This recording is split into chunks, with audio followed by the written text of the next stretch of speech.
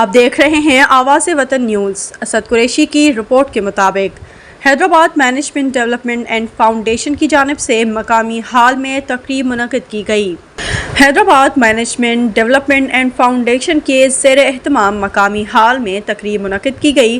تقریب میں MDF کی 13ویں سالگرہ منائی گئی، جس میں board of directors doctor Yamin Junaid Sheikh, MD معزز شہریوں صحافیوں نے شرکت کی۔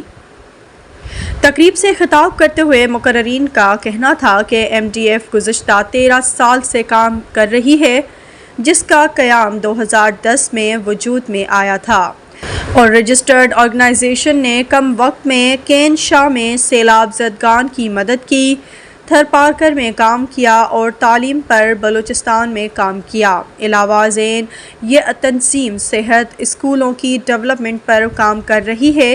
انہوں نے مزید کہا کہ 13 سال پہلے لگایا گیا پودا آج تناور درخت بن کر کمیونٹی پر کام کر رہا ہے، جو کہ خوش آئند عمل ہے۔